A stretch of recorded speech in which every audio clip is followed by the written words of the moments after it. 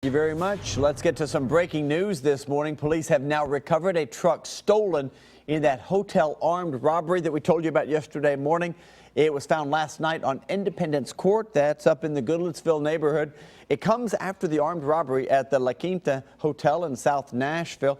Photos from inside the hotel during the actual robbery. The clerk told us the suspects she could not open the safe. Well, they said keep on trying. She said she couldn't, but then they tried to pry the thing open. When that didn't work, they eventually, after about an hour, loaded the thing into a stolen pickup truck and then drove off. A guest and an unarmed security guard who the truck belonged to were also held at gunpoint. The suspects are still at large. They are considered armed and dangerous, but again, the truck has been recovered. They're now checking it for fingerprints and other kind of clues. And right now, investigators are trying to find out what started a fire that ripped through a South Nashville motel overnight. News Channel 5's Deja Knight has been there all morning long, arriving just after the firefighters showed up. And we know at least one person was injured.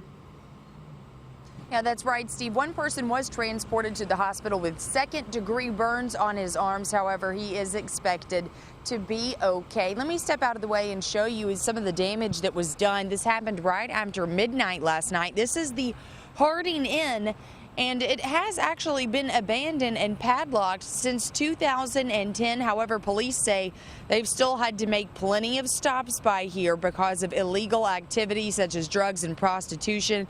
Also, some homeless people have decided to make this, or part of this motel, a shelter. You can actually see from where I'm standing shopping carts, some food, and blankets, pillows, other things of that nature outside of this shelter. You can see here in the flames how big it got.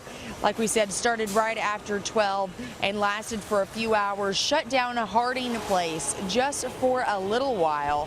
And fire crews, they were finally able to get it under control. It was actually Metro Police that spotted the fire first and then called it in.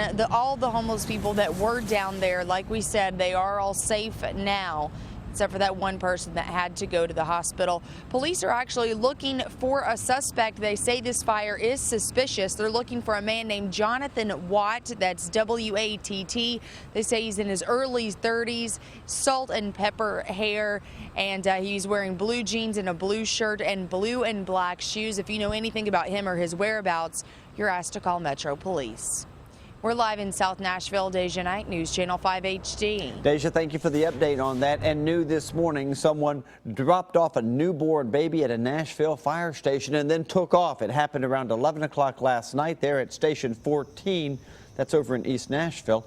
Officials say someone knocked on the door of the fire hall, and when the firefighters came outside, they looked down and found a little baby just days old in a basket. The newborn was quickly taken to Vanderbilt. We're still gathering information about what will happen to that child next. We'll keep you updated on that. Also new this morning, a man is wanted for robbing the very person who took him to get groceries and was helping him out.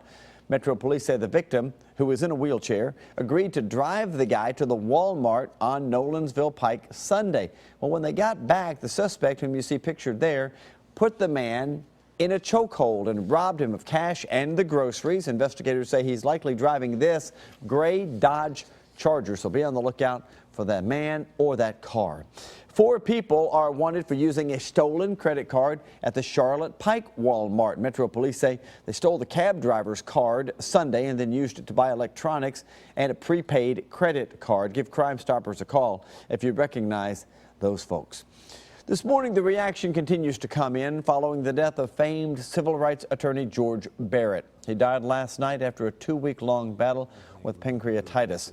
He was a legal giant in Nashville, going all the way back to the 1950s. Barrett fought for the desegregation of our schools and universities. One of the suits lasted more than 30 years, and it was finally settled in 2001. I had the privilege of interviewing him early in my time here at News Channel 5, just a real gentleman. A colleague of Barrett's told us he would represent anyone, win or lose, if their rights were being violated. Nashville Mayor Carl Dean called Barrett a champion of social justice and released a statement saying in part he was larger than life and always willing to take up an unpopular cause if he felt it was the right thing to do. No word yet on funeral arrangements. George Barrett was 86 years old. Well, it is the end of an era for the Nashville Sounds. They are playing their last regular season home game today out at Greer Stadium. News Channel 5's Cuthbert Langley has been sharpening his baseball skills out there at the ballpark for what might be the last cheer at Greer. You're probably in the safest place now. You're off the diamond and you're in the stands.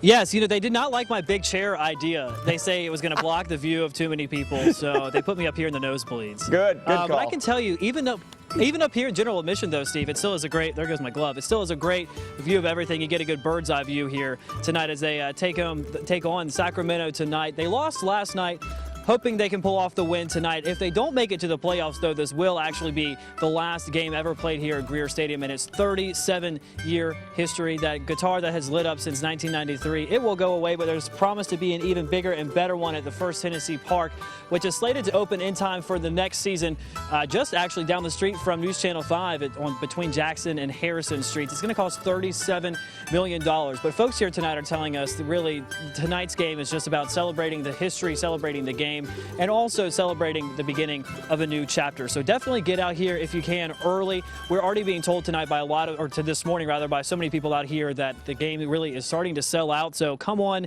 as you're heading into work, swing by the box office or on your lunch break, grab tickets. Even up here, it still is a great view. So you definitely have a lot to look forward to tonight. They're going to be handing out thousands of dollars of free giveaways. They're going to be having fireworks. So again, first pitch is at 7:05 tonight. So it definitely is going to be lots of fun for you and your family if you want to come out here. And so I'm hearing that they're going to let on an extra player tonight, probably going to be me. I've been showing the general manager a lot of my skills or inabilities, as I guess you could call it that. But we're having fun, and you can too if you come out here tonight at 7:05. Steve, we'll send it back to you in the studio. You'll be the bat boy. Very nice. All right. Thanks a lot, Cuthbert.